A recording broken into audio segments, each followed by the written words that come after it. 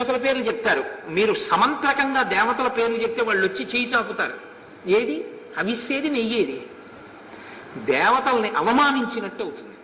స్వాహాకారం చెప్పినప్పుడు మంత్రానికి అందుకుని హవిస్సు వేసే వాళ్ళని పెట్టుకోవాలి, పెట్టుకుని యజ్ఞం చెయ్యాలి, ఓ హోమం చేయాలి. అంతేగాని హోమం చేశామంటే చేశామని హోమం చేయకూడదు. ఎప్పుడూను జ్వాల చూసుకుంటూ ఉండాలి, జ్వాల రగులుతూ ఉండాలి. సుహృతంబులయ్య శిఖులు కళ్యాణ మిక్కాలముందంటారు పోతన గారు. ఆ అగ్ని జ్వాల ఎంత లేస్తే అంత మంగళకరం. అగ్ని జ్వాల ఒక్కసారి పైకి లేచి ఆ కిందికి దిగిందనుకోండి అమంగళకరం, ఏదో అశుభం వస్తోంది అని నిమిత్తం. మీకు నేను బాలకాండలో చెప్పాను దీని గురించి.